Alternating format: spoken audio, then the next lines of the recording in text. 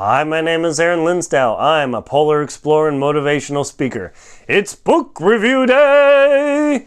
Today we're going to review Sleeping Dogs Don't Lie by Michael McCoy, the adventure murder thriller.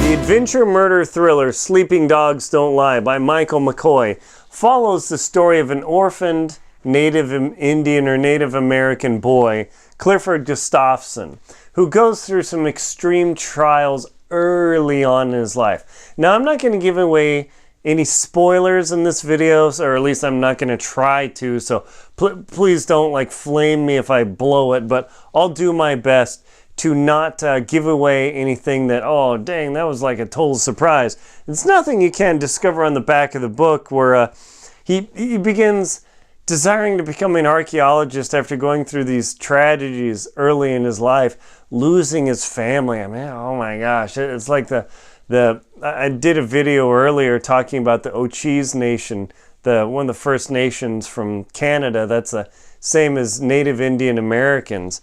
And right on the back of the book, a carefree summer is ripped apart by the bizarre murder of a beloved workmate, a young woman who became more than a friend.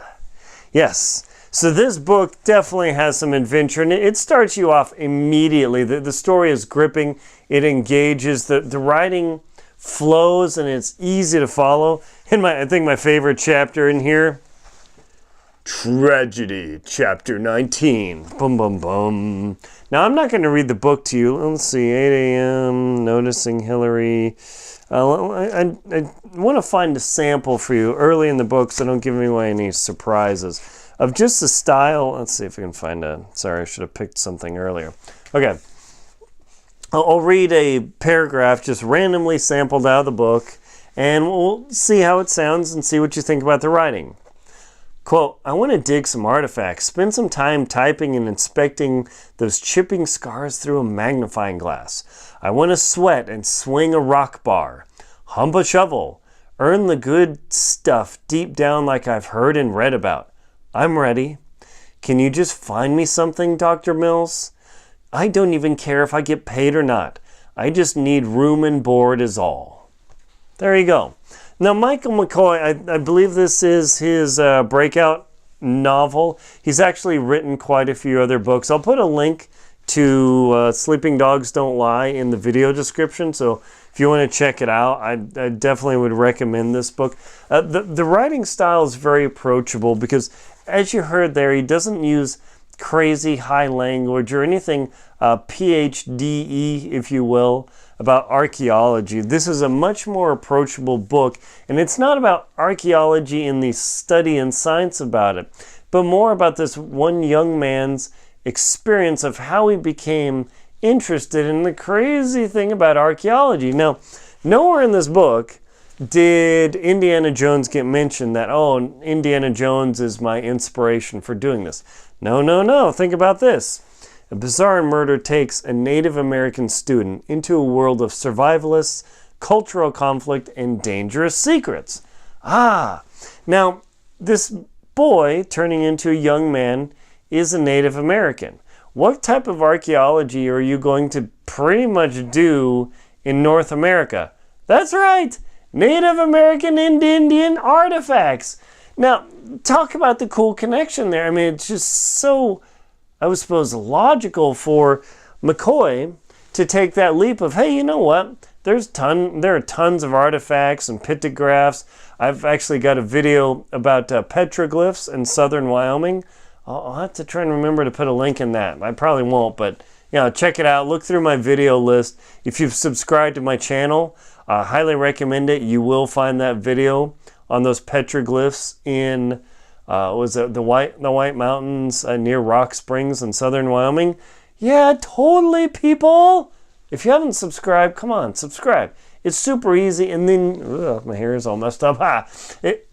You'll find out these things. So talking about this book, it's really, one reviewer said, it's a high-energy romp of a story peopled with memorable and original characters and a lively dose of murder and mystery.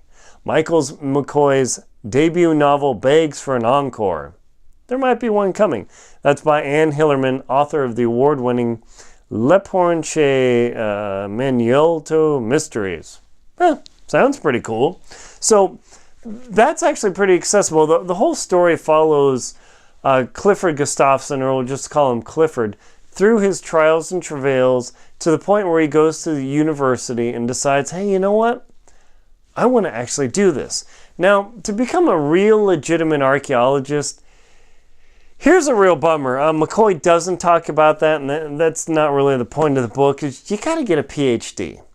Yeah, that's right. Indiana Jones, he was teaching at a university, and the only way to be a real professor at a university is to have a PhD. Now, I've tutored classes, and with a master's degree, I could teach undergraduate classes as I think it's an adjunct professor, something like that. But Clifford Gustafson doesn't get to that point in his travels, but this is one of a trilogy. So hopefully, first installment of the Clifford Gustafson trilogy. I definitely would like to see that come out in the future. Some of the thoughts about the book, it's a fast read. Let's see, the printed copy is epilogue, 262 pages. So this thing isn't super long. It's probably like 70,000 words. Let's see, 260. Yeah, it might be 70,000 words. The print size is totally easy to read. There's also, I looked it up, there's an ebook edition as well. Gustafson also put some acknowledgments McCoy put some acknowledgments and disclaimers back in the book. And he talks about certain locations in the book and whether they're legitimate and how much of the story is true. So he talks about some of the locations in the story are real places with real names. Some are actual places with made-up names, and others are fictitious places with fabricated names. All characters are products of the author's imagination. So McCoy uses real, legitimate places in his experience and in the travels that he takes you through. Now, interestingly, McCoy gets Gustafson totally wrapped up in some pretty bad characters called the Dog Soldiers Resurrected. That's like a pretty messed up group where they've got this total fantasy of, like, hey, we're going to take our world back over. We're going to wipe out these people. I mean, they're pretty messed up. I don't want to give away all of the, like, oh, this happened, because it kind of defeats the point of reading the book. But the whole idea is that Gustafson or Clifford gets wrapped up with these dog soldiers resurrected and really starts getting into some messed up circumstances, which brings him to some additional tragedies in his life, bringing along the murder of the treasured co-worker. Now, I mean, is this a classic murder mystery? Not exactly. It's definitely a mystery, but it doesn't follow the formula, which is actually really nice. This book is definitely not formulaic at all, which is excellent. Because a lot of these books, okay, this happens, the person gets murdered, okay, we spend a lot of time wandering back and forth about who might be, and Colonel Mustard killed I don't know who with the candlestick. Boring! Formulaic! If you want formulaic writing, don't buy this book.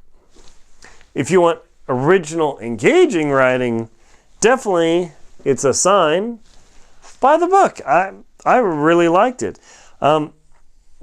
Clifford has a couple of friends that he follows along, so they actually might be characters in a future novel.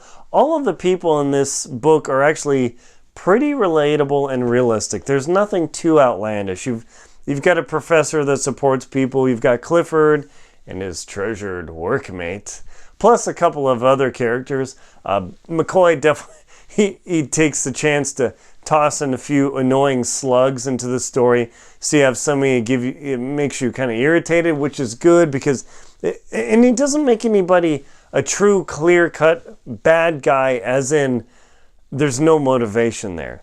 When the bad guy, because there's a murder, so there might have to be a bad guy, or is it a bad girl?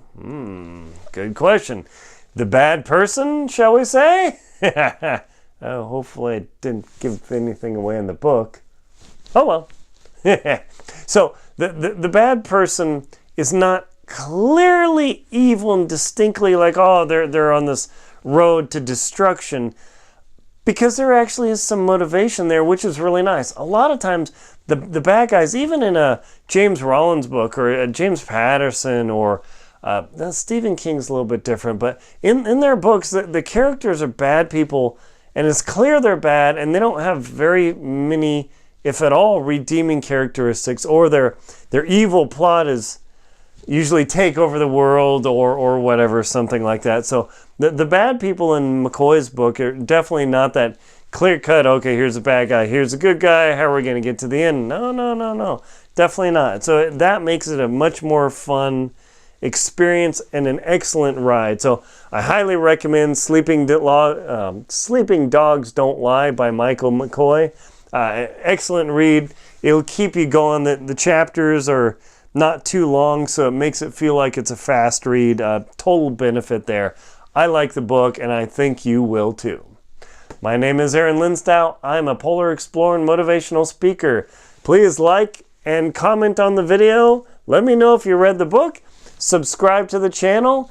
Please support this channel on Venmo, Patreon, and PayPal.